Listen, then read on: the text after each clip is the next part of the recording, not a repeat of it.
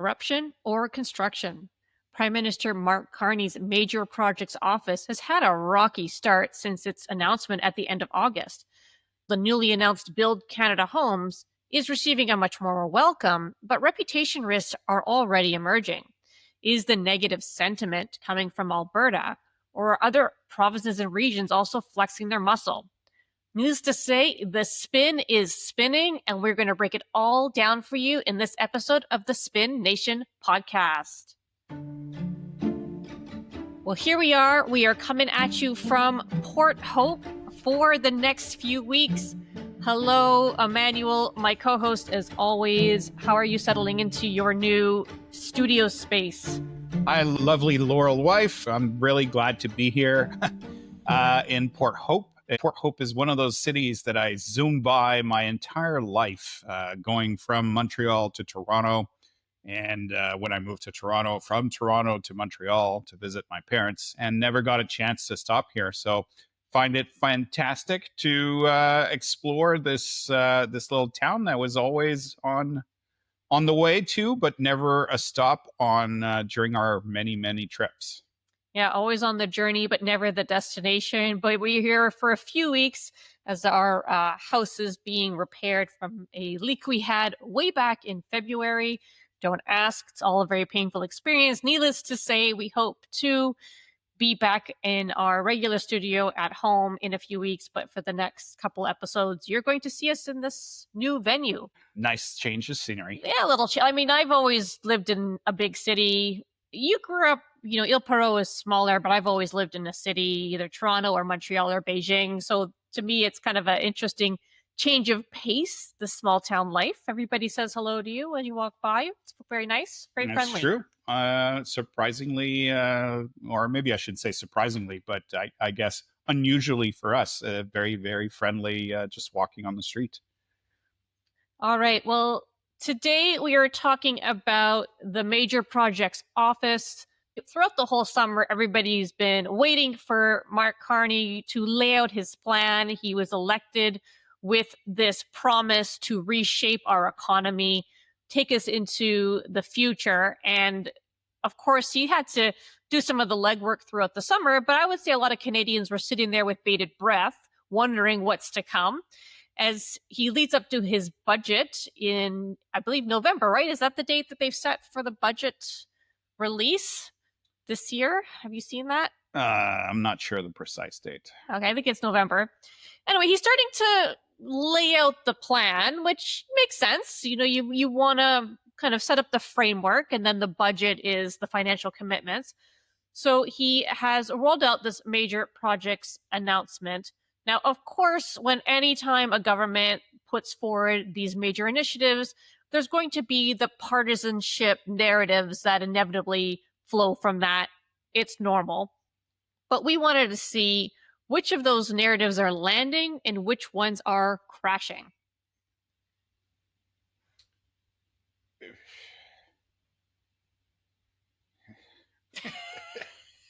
This is hard to do when I can't see you. And I don't know where you're, but like, this is a completely different rhythm. But I would, one thing I want to set up, maybe talk a little bit about is there's been a series of announcement over the course of August. And this is the first announcement where, we're really narrowing down to a smaller part of the overall plan, but making it a lot more specific.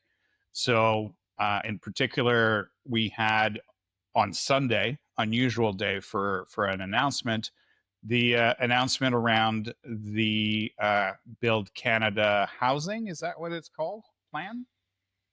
It's called it's got a bit of a strange name, Build Canada Homes. I think they need to hire a branding agency because the names of these agencies are a bit odd. Major Projects Office and Build Canada Homes doesn't exactly have a zing to it. Right. And a bit odd on a Sunday to make a big announcement like this as well. But so the big headline number was $13 billion for new housing. A very specific plan of 4,000 modular homes was announced as part of that.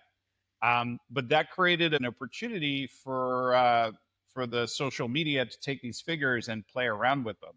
You ran a few numbers on that. Why don't you tell us what emerged from that particular part of the announcement? This came to my attention, honestly, just on my For You page on my X feed.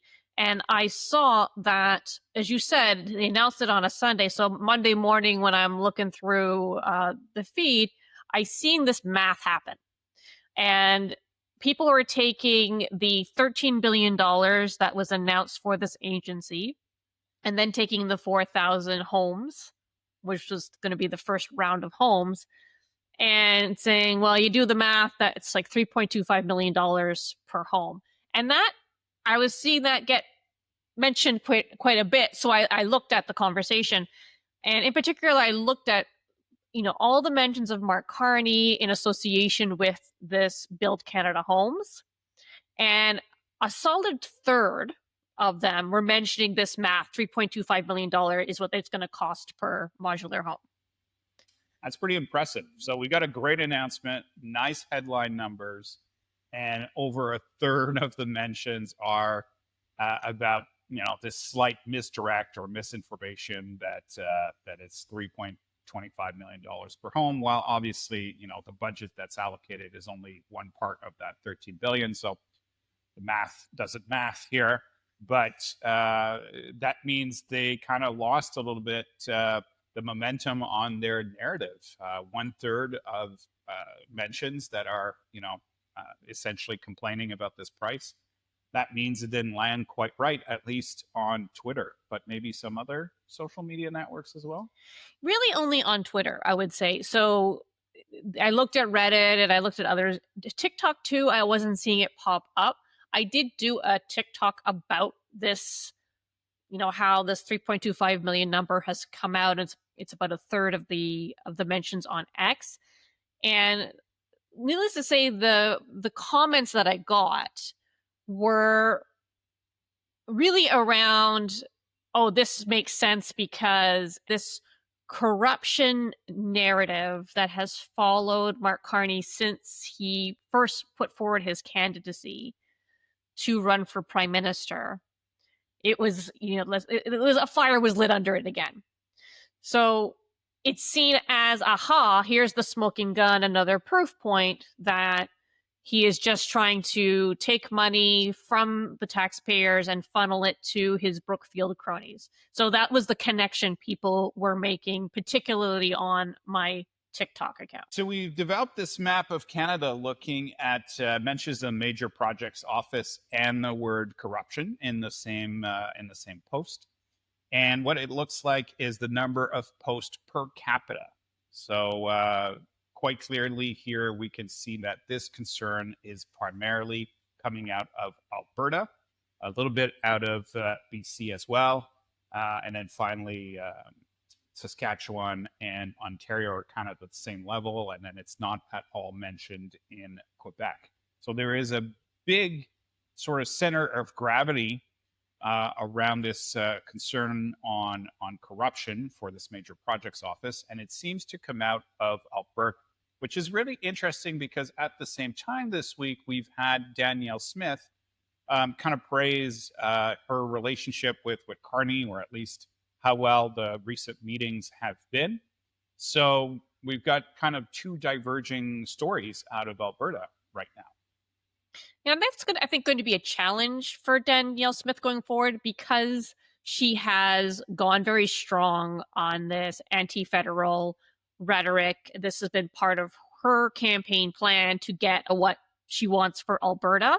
I do think she is being successful in that she has the ear of Carney. And I think this, her positive reaction, at least to the first list of projects that came from the major projects office, even though there wasn't a pipeline specifically for Alberta on it, she, as you said, she was like, let's just be patient. I think we're going to get there. But she has already created this momentum and groundswell of the Ottawa is just taking money from Alberta and taking and not giving back. So that, of course, let's say weaves in nicely with any perceptions that Ottawa is corrupt and the Liberal government is corrupt, and that's what's happening to our money. it's not going to be easy for her to then shift into neutral and then shift into reverse on what she's already started. So while I think I do appreciate the fact that she's being transparent and honest with her voters about, no, there really is there is momentum and movement happening in the direction that we want.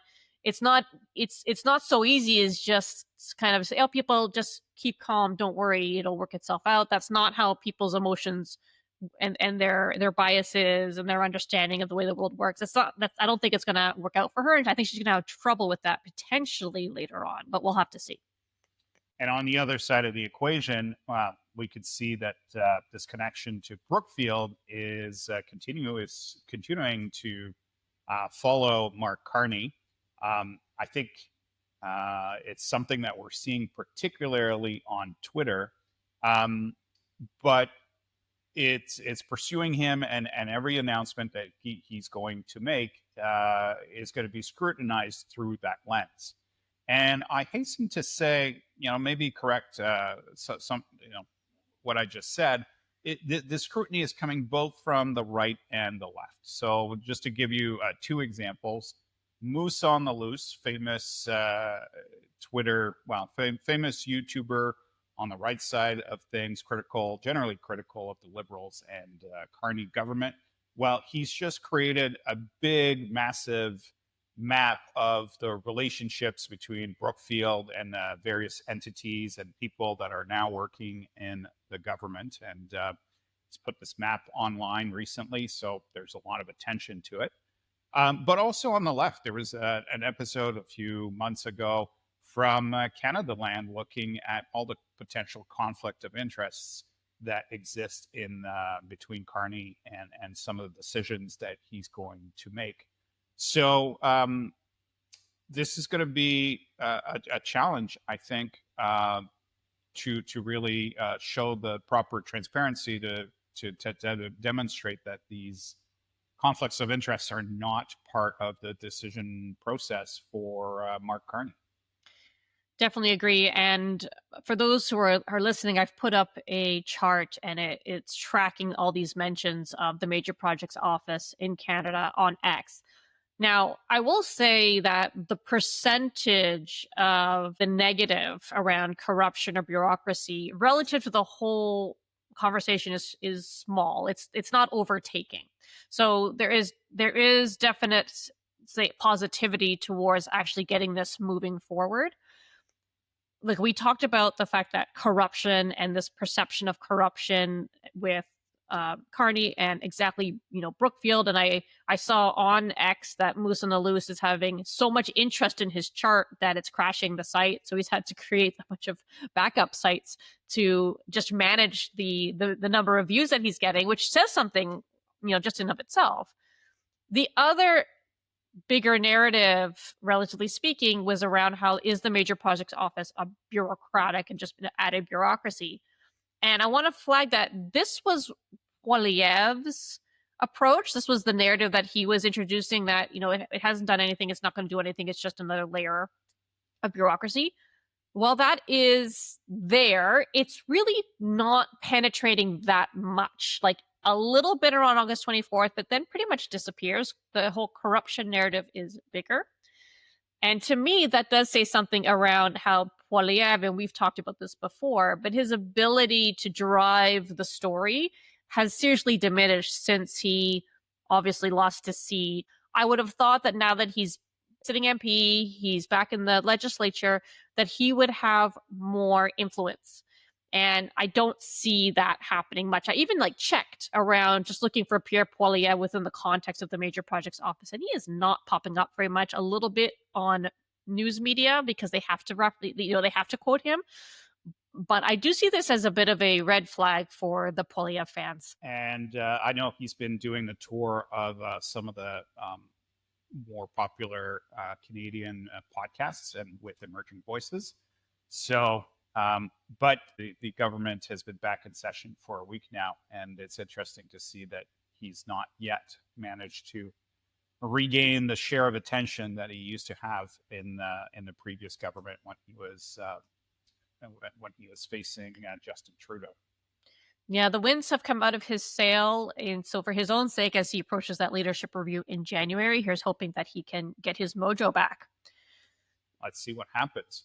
Well, I'd love to contrast this chart that you just introduced on Twitter coverage, which showed that corruption was a key concern of the major project office, and the number two concern was around Indigenous affairs.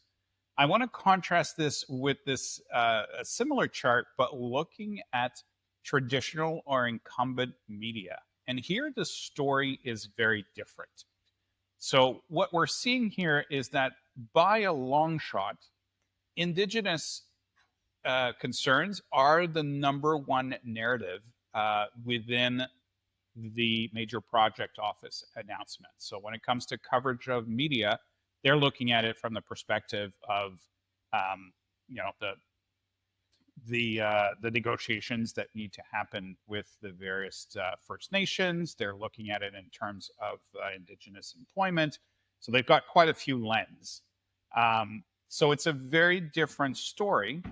And why I think this is important is that if you are one of our policymakers, and maybe you're a boomer and you're used to consuming most of your news through traditional media, well, this is the story that you're seeing. It's a very positive one, and it's mainly driven around Indigenous affairs. And this is a stark contrast with the Twitter narrative, which corruption and some of the other more negative pieces of coverage on the major project office. And so, I think what this illustrates is this growing sense that there's a few echo chambers in the Canadian media landscape. And Yeah, absolutely. And we've seen this in other episodes. If for those of you who have listened to our episode on pipelines or mining, the Indigenous narrative definitely carries a lot of influence. It cuts through. They are being given a lot of time and attention, and rightly so. I would say also, obviously, they don't show up as much on X, which we talked about. TikTok, they are so a lot of Indigenous and First Nations influencers on TikTok. We don't have the analysis data for TikTok yet, but I would be very curious. I think that is a channel that First Nations and Indigenous voices are really starting to embrace, and could be another great opportunity for them to tell their story, reiterate their positions. There are definitely a few influencers that I'm personally following already. Very high quality creators that are out there. But again, this even though you have this sort of right wing on X, you have, let's say, progressives on Blue Sky. I'd be curious to see if TikTok becomes that go-to social space for Indigenous leaders. So let's wrap it up with the so what, as we always like to do. What is your so what? Well, the so what is we still have these massive echo chambers, very different narratives depending on whether you get your news on traditional media or if you get it from, say, Twitter. We're still hearing very different stories, and that's something that we're going to have to reconcile as a nation and make sure that we're engaging with each other. I think the so what there from the government's perspective is, just engaging with traditional media and kind of hoping that it's going to reach the other side of the aisle, which to a large degree uses Twitter to get their information. That's not going to work. There's going to have to be some sort of effort to connect with that audience on those channels where they get their news, which is going to be difficult because a lot of that audience, is fairly, or a lot of these influencers are fairly hostile to the Liberal government and to Mark Carney. So that's going to be a challenge, but I think critical to rebuilding the Canadian compromise. What's your so what? You touched on it earlier on in the episode, but my so what is about how they are going to navigate this very, very present perception of corruption related to the Liberal government and Mark Carney and Brookfield. Of course, it gets centered on Brookfield a lot. But the only kind of way to deal with those sorts of attacks is with very rigorous transparency, because there are absolutely going to be groups of people, whether those are in the opposition or influencers or those who have vested interest, independent media, are going to be digging into the numbers with a fine tooth comb. And if there is not this rigorous transparency where they can really show how the dollars are being spent, that it's going into the pockets of Canadian companies who are doing the construction, if the affordable housing is going to the homes of the Canadians who really need it, then this is going to dog and plague them. And inevitably, it'll elevate and elevate and elevate to the point where there'll be an investigation and there'll be committees, and it'll just suck up a lot of time, quite frankly. So, my so what is really about thinking very critically about how to open the kimono when it comes to how this $13 billion is going to be spent at the Build Canada Homes on one hand, and then the Major Projects Office, whether that's going to be a public website where people can track the progress of these priority projects, how much is spent, where is it spent, have that procurement be public. There is absolute standards for doing this. We used to do this in the multilateral development banks. This was standard practice where you could track progress of projects, you could track how the procurement was going, you could track if there were any flags or complaints being leveled by local communities. I think that Canada is going to need to adopt that approach in this particular case. You were telling me that back in your days where you were involved in politics and the Ontario sort of bureaucracy, that backgrounders like that were the favorite part of your job? Well, they were painful as hell to do, but we would do big hospital announcements, and then you'd be asking the ministry, who are the holders of this data, okay, well, how much is this hospital getting? How much is that hospital was getting? And it took so much time to get those numbers finalized and made sense, because sometimes they'd come in, they'd give us the numbers, and you'd add it all up, and it wouldn't equal the total that we said we were giving. Things like that, right? So then why doesn't this add up? Well, then you have to go back and figure it out.